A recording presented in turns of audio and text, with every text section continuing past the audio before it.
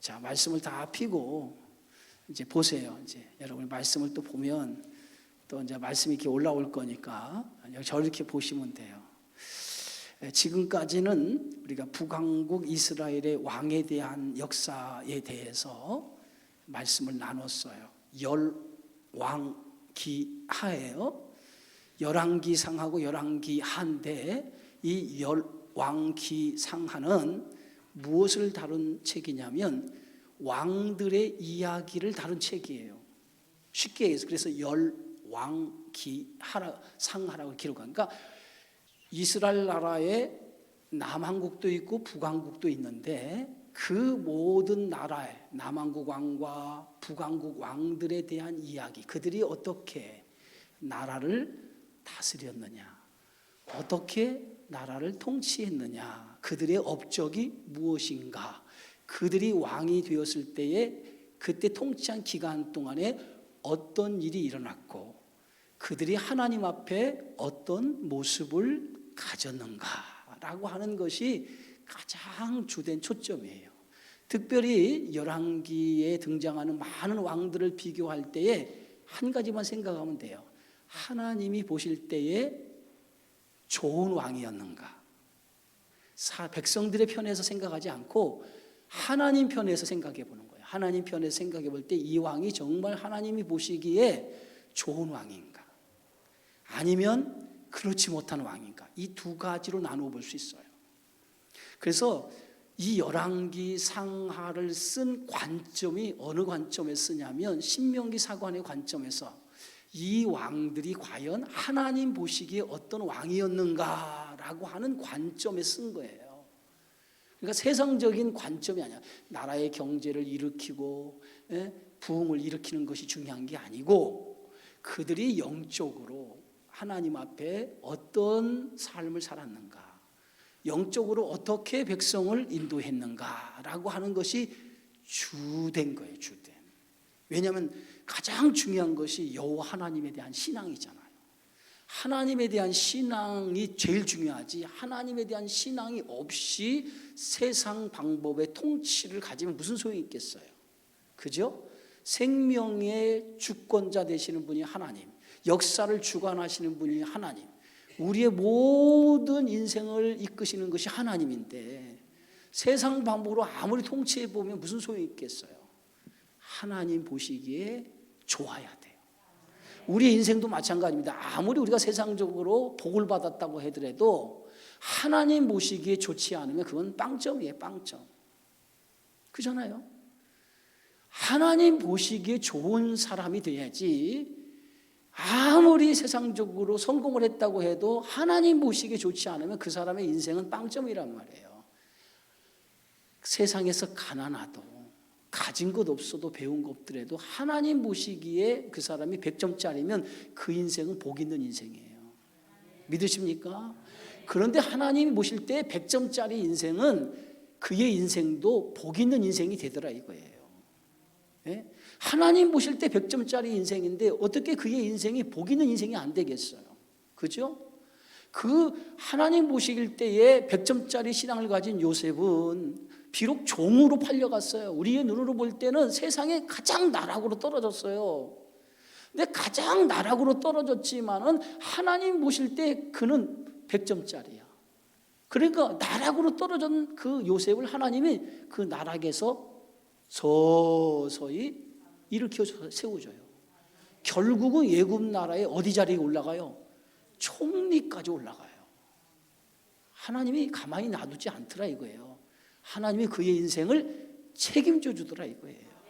그러니까 여러분 우리가 세상의 기준으로 볼 것이 아니라 항상 하나님의 기준으로 보자 이거예요.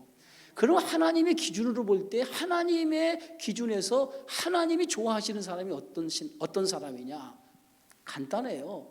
하나님을 제대로 섬기는 사람이에요.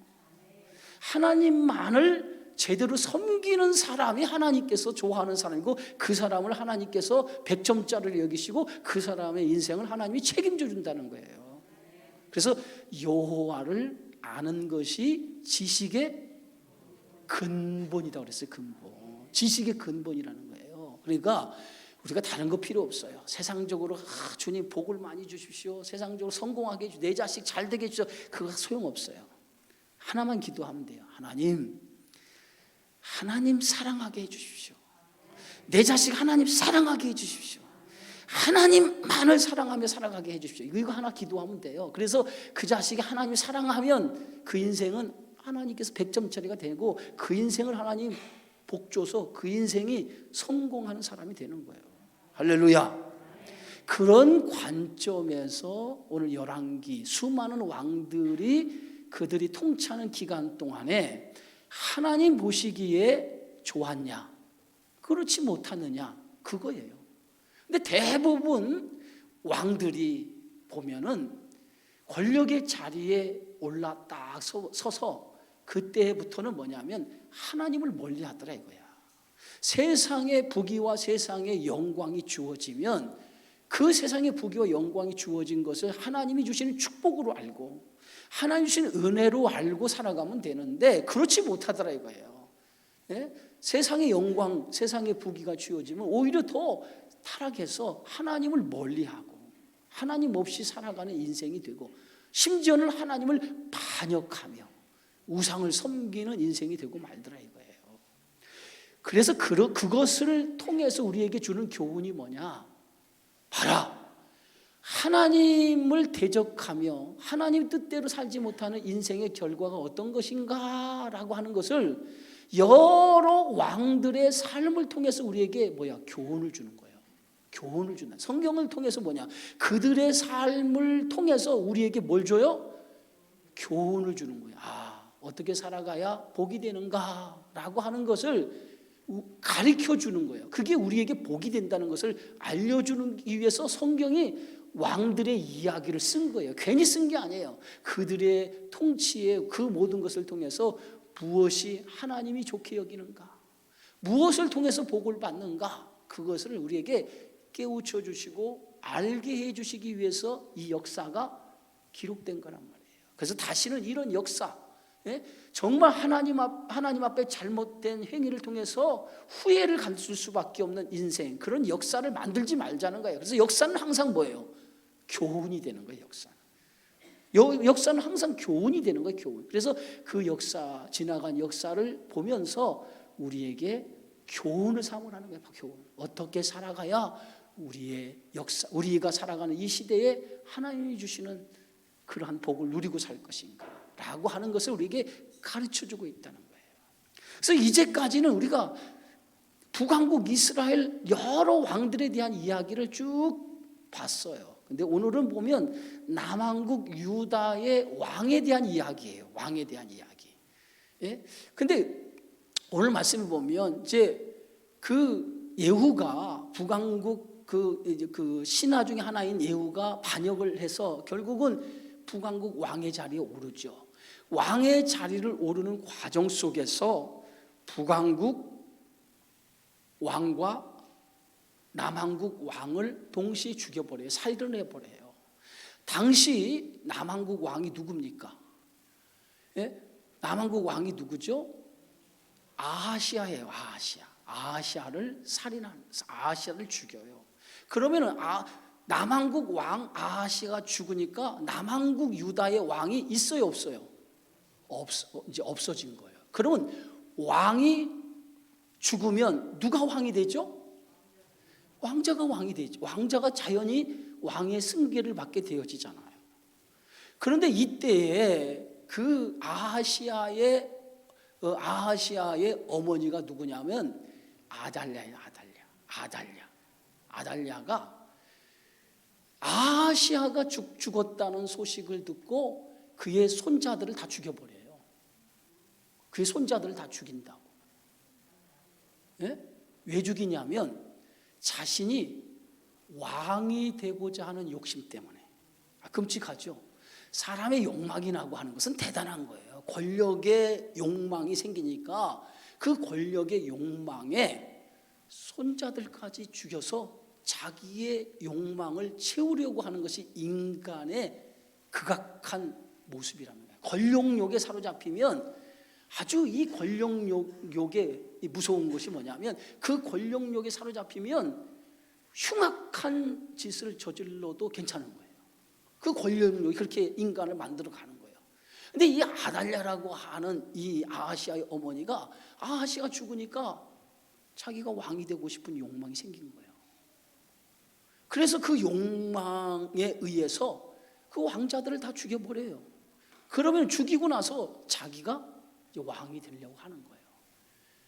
그런데 남왕국 유다의 왕들은 다 그의 계보가 어디서부터 흘러내려오냐면 하나님의 언약을 기초로 해서 흘러나오는 거예요.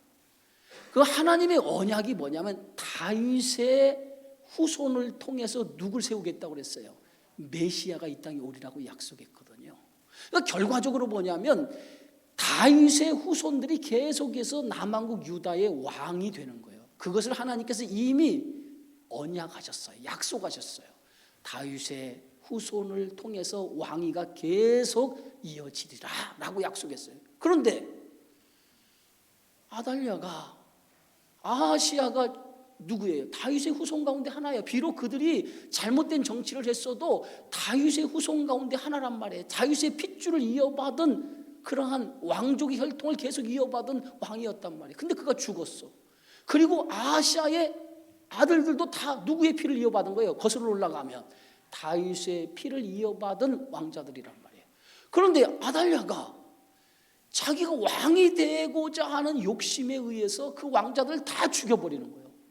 그러면 다윗의 하나님이 다윗에게 언약한 언약이 어떻게 된 거예요? 지켜지질 않는 거예요. 끊어져 버리는 거예요.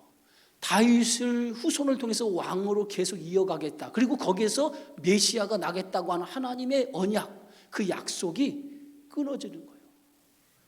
자, 그러면 하나님께서 그 끊어지는 것을 가만히 놔둘까요? 하나님이 선포하시고 말씀하신 그 언약의 말씀이 변할 수 있나요? 변할 수 있나요? 변하지 않죠. 지금 다윗의 후손이 끊어질 위기에 봉착한 거예요. 끊어질 위기에 놓인 거야.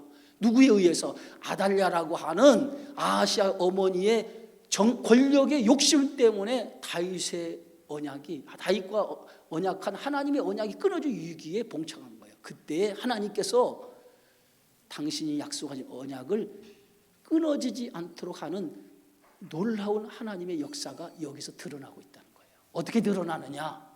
자, 오늘 성경 말씀 봅시다. 11장 2절이에요. 우리 다 같이 읽어봅시다. 시작. 요람왕의 딸 아하시아의 누이 여호세바가 아하시아의 아들 요하스를 왕자들이 죽임을 당하는 중에서 빼내어 그와 그의 유모를 침실에 숨겨 아달랴를 피하여 죽임을 당하지 아니하게 하셨다. 예? 여러분, 왕자들을 다 죽여서 자신이 왕이 되려고 하는 그러한 욕망, 권력의 욕망에 사로잡혀 있었을 때에 왕자를 다 죽이는 상황에서 하나님께서 다윗의 언약을 기억하셔서 하나님께서 그 중에 한 명의 생명을 구원해내셔요. 누굴 통해서? 오늘 성경의 말씀에 보면 누구를 통해서? 아하시아의 누이 여호세바, 아하시아의 누이 여호세바를 통해서 오늘 하나님의 언약이 끊어지지 않도록 그 왕자 중에 한 사람의 생명을 몰래 숨겨서 성전 안에 숨겨서 그의 생명을 건져줘요. 여호세바는 누구냐? 제사장 요야다의 아내고 요람 왕의 딸이고 요하스의 친고모입니다. 예? 이 여호야다가 오늘 여호세바가 요시야를 몰래 빼돌린 거예요. 그 왕자들이 다 죽임을 당하는 그 긴박한 하나님의 언약이 끊어진 그 위기 속에서 이 여호세바가 요시야라고 하는 어린 갓난 아이를 안고 몰래 도망을 친 거예요. 누굴 통해서? 오늘 성경 말씀 그의 유모를 그 죽임을 당하는 중에서 빼내요.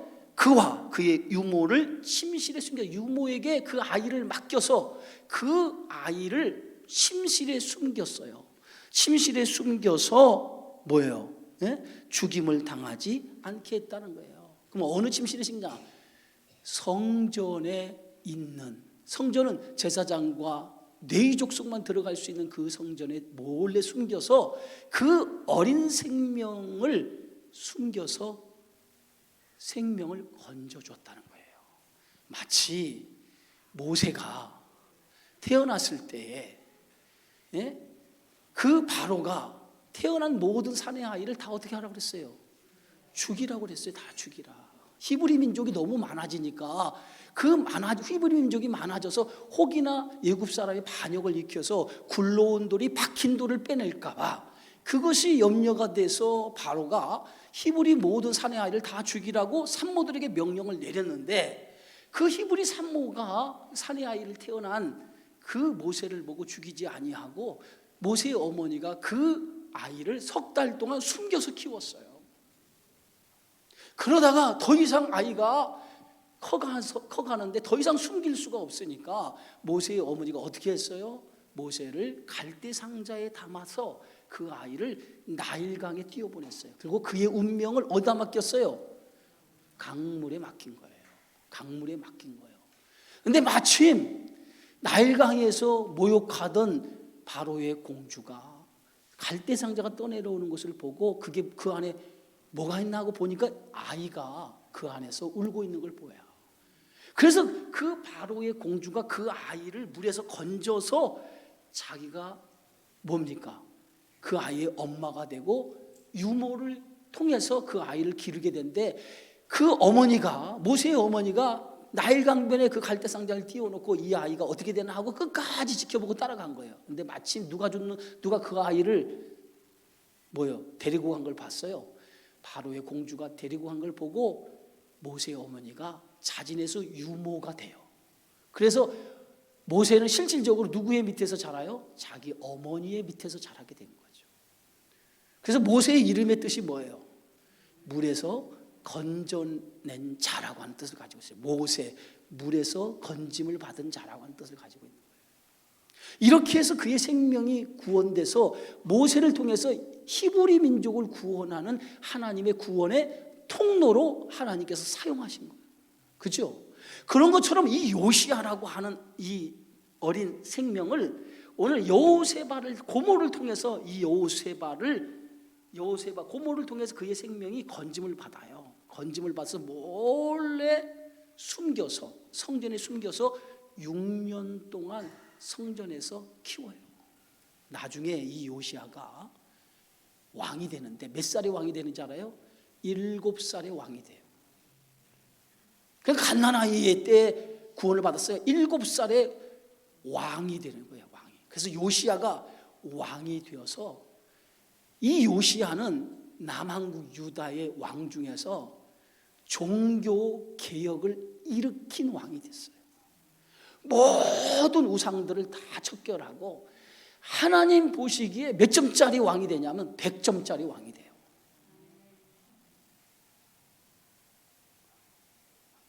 아멘.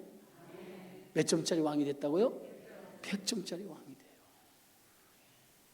그런데 이렇게 요시아가 100점짜리 왕이 된 이유가 어디 있냐면 6년 동안을 어디서 숨어 살았어?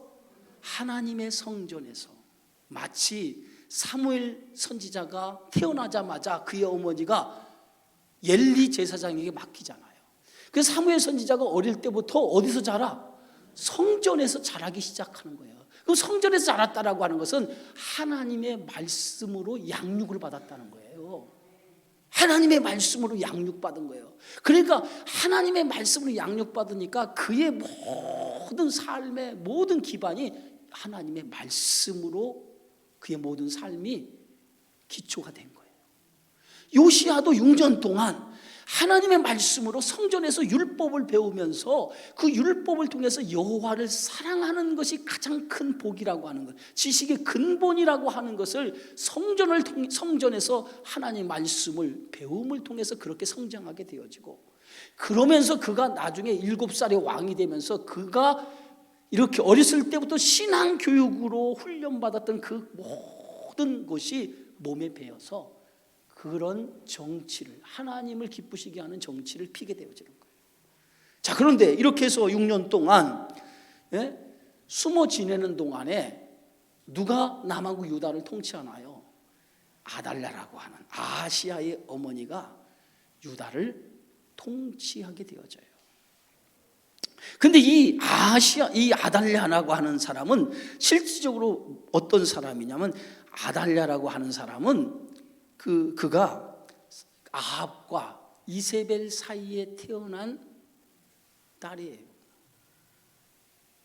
북왕국 아합과 누구요? 이세벨 사이에서 태어난 딸이란 말이에요.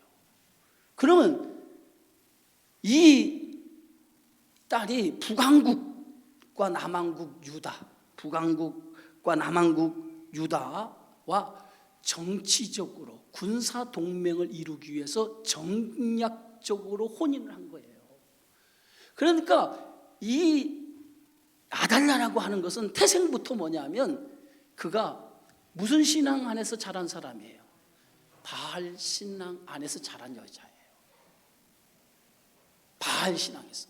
근데 사실은 이 아달랴라고 하는 사람의 이름의 뜻이 뭐냐면, 따라합시다. 여호와는 존귀하다. 이게 아달랴라고 하는 이름의 뜻이에요. 여호와는 존귀하다라고 하는 뜻을 가지고 있는 이름의 뜻을 가지고 있어요. 그런데 여호와는 존귀하시다라고 하는 이름의 뜻을 가지고 있으면서도 이 아달랴는 그렇게 살지 못하고 우상을 숭배하는, 그래서 예후가 이방 나라를 다 그 아합의 가문을 멸망할 때에 이 아달랴가 여왕이 되면서 아합 가문을 지키기 위해서 정치적 욕심을 낸 거예요. 그래서 그가 6년 동안, 요시야가 왕이 되어서 통치하기 전 6년 동안 아달랴가 남왕국 유다를 다스리게 되어져요. 그러면 뻔하죠. 아달랴가 6년 동안 남왕국 유다를 다스릴 때에 그의 통치는 우리가 보지 않고도 알 수 있잖아요. 대충 어떻게 나라를 다스렸겠어요? 우상 숭배로 그 나라를 만들었을 거란 말이에요. 그게 아달랴가 통치한 6년의 기간이었어요. 자, 제 7년째, 이제 그러면 요시야의 나이가 몇 살이라는 거예요?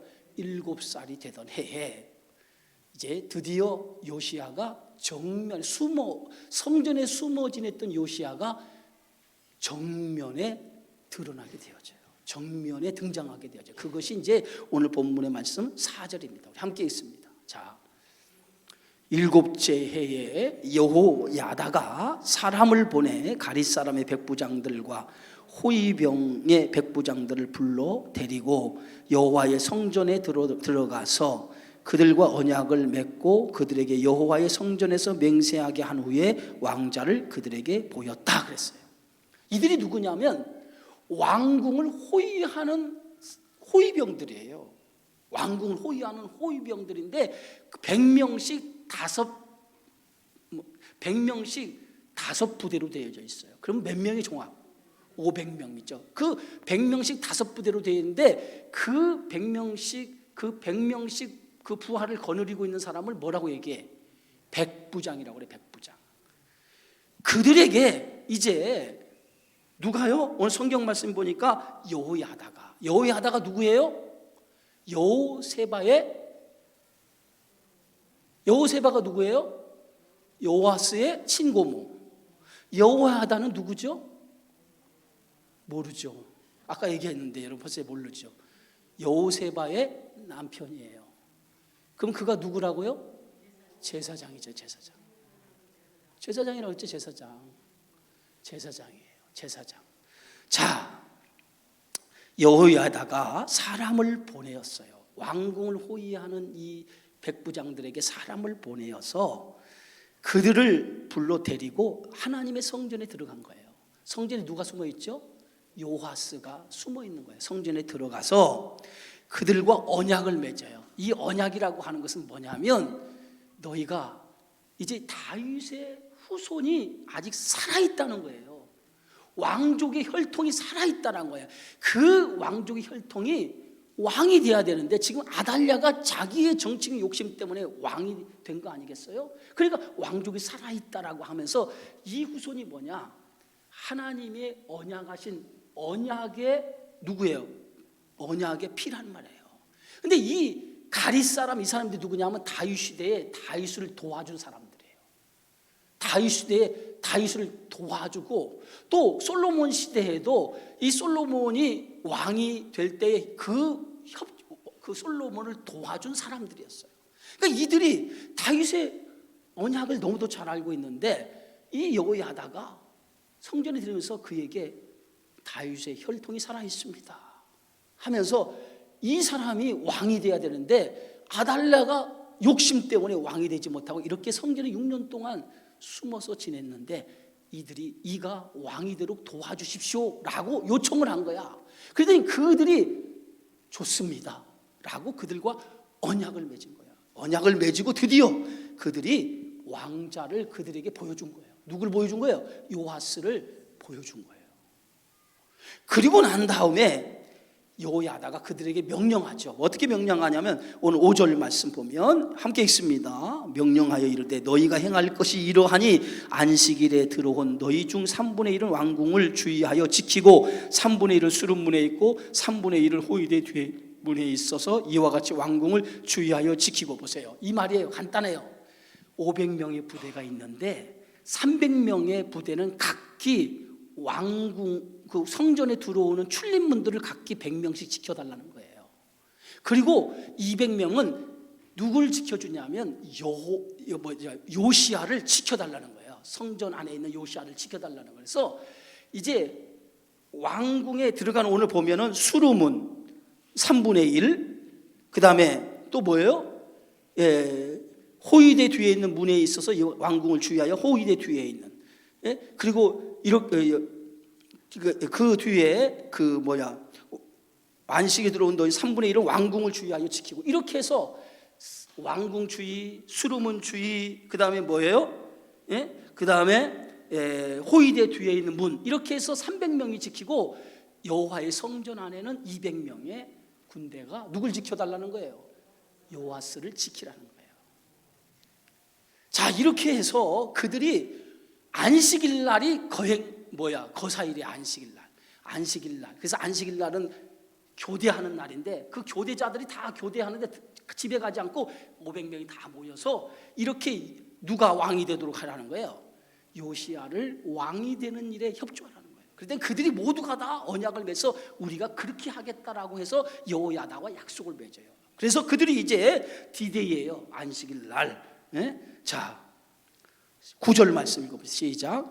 백부장들이 이에 제사장 여호야다의 모든 명령대로 행하여 각기 관할하는 바 안식일에 들어오는 자와 안식일에 나가는 자를 거느리고 제사장 여호야다에게 나아오매 제사장이 여호와의 성전에 있는 다윗 왕의 창과 방패를 백부장들에게 주니 호위병이 각각 손에 무기를 잡고 왕을 호위하되 성전 오른쪽에서부터 왼쪽까지 제단과 성전 곁에 서고 여호야다가 왕자를 인도하여 내어 왕관을 씌우고 율법책을 주고 기름을 부어 왕으로 삼음에 무리가 박수하며 왕의 만세를 부르니라. 숨어서 생명을 건져줬던 이 요시야를 정식으로 누가 기름을 부어요? 여호야다 제사장이 그에게 기름 부어요. 기름 부음을 받은 사람은 세 종류라고 그랬죠. 누구? 왕, 그리고 누구? 제사장, 또 선지자. 그런데 왕으로 정식으로 누가? 하나님의 제사장이 그에게 기름을 부어서 명실상부한 유다의 왕으로 세워버려요. 그렇게 해서 아달랴의 정치적인 욕망에 의해서 스스로 왕이 됐던 아달랴가 결국은 왕의 자리에서 내려올 수밖에 없고 이제 하나님의 주권적인 역사, 다윗의 언약, 하나님이 세우신 언약을 이루기 위해서 다윗의 피를 이어받은 요시야라고 하는 왕이 7살에 남한국 유다의 왕이 되어지는 거예요.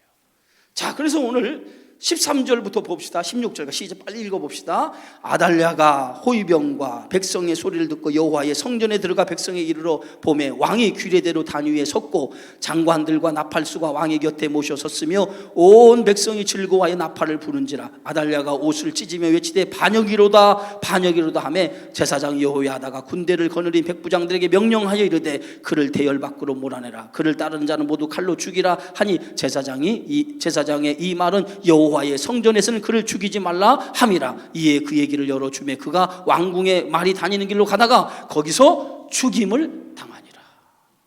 결국은 이 아달랴는 자기의 욕망의 왕이 됐지만은 그 욕망의 왕이 됐던 아달랴는 결국은 백성들에 의해서 죽임을 당하죠.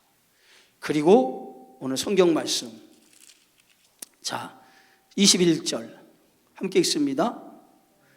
요아스가 왕이 될 때에 나이가 몇 세요? 7세였더라. 7세였더라.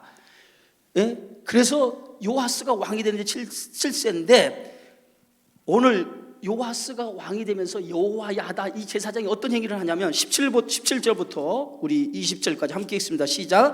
여호야다가 왕과 백성에게 여호와의 언약을 맺어 여호와의 백성이 되게 하고 왕과 백성 사이에도 언약을 세우게 하며 온 백성이 바알의 신당으로 가서 그 신당을 허물고 그 제단들과 우상들을 철저히 깨뜨리고 그 제단 앞에서 바알의 제사장 맏단을 죽이니라. 제사장이 관리들을 세워 여호와의 성전을 수직하게 하고 또 백부장과 가릿사람과 호위병과 온 백성을 거느리고 왕을 인도하여 여호와의 성전에서 내려와 호위병의 문 길을 통하여 왕궁에 이르매 그가 왕의 왕자에 앉으니 온 백성이 즐거워하고 온 성이 평온하더라. 아달랴를 무리가 왕궁에서 칼로 죽였더라. 보세요. 여호야다가 요시야를 왕이 되면서 완전히 뭡니까? 우상 숭배를 완전히 무너뜨려 버려요. 그리고 요시야가 드디어 7살에 왕으로 등극을 합니다. 오늘 이 말씀은요, 정치적인 이야기지만은 하나님이 언약하신 그 언약이 어떻게 이루어지는가? 절대절명의 위기의 순간이에요. 다윗의 후손이 끊어질 수밖에 없는, 하나님의 언약이 파기될 수밖에 없는 절대절명의 위기 속에서 하나님 그 언약을 지키기 위해서 하나님은 한 사람을 세워서 그 일을 가능케 하셨다는 거예요. 이게 하나님의 역사라는 거예요. 하나님이 약속하신 그 약속은 반드시 누굴 통해서든지 그 일을 이루어 가신다는 거예요. 그것을 오늘 우리에게 말씀하고 있고요. 또 하나는 뭐냐? 이렇게 사탄이 하나님의 역사를 방해합니다. 하나님이 하시고자 하는 그 역사를 사탄은 끊임없이 방해를 해요. 오늘도 마찬가지. 사탄은요, 끊임없이 하나님의 계획하신 거, 하나님의 역사를 방해하는 거예요. 사탄은 끊임없이. 그러나 사탄의 계획을 뚫고 하나님의 역사는 이루어지는 거예요. 여러분 인생에 여러분을 넘어뜨리려고 하는 수많은 사탄이 여러분에게 있을 거예요. 수많은 사탄이 여러분을 넘어뜨리려고 할 거예요. 좌절하지 마세요. 절망하지 마세요. 그 가운데도 하나님께서 적절한 때에 여러분을 사탄의 손에서 건져내시는 줄 믿으시기 바랍니다. 하나님의 역사는요, 사탄이 아무리 강할지라도 하나님은 적절한 때에 그 사탄의 손에서 여러분을 건져내고 여러분을 더 높이 하나님의 영광을 위해서 더 높이 들어서 사용하시는 하나님이신 줄 믿으시기 바랍니다. 그래서 반드시 하나님의 약속은 이루어짐을 믿고 어떤 사탄의 계략 속에도 좌절하지 말고 그 속에서 하나님이 나를 지키시고 인도해 주셔서 나를 통해 하나님의 역사를 이루어 가심을 믿고 그 믿음으로 또 한 주간도 살아가는 저와 여러분의 삶이 되어지기를 주의 이름으로 축원합니다. 기도합니다.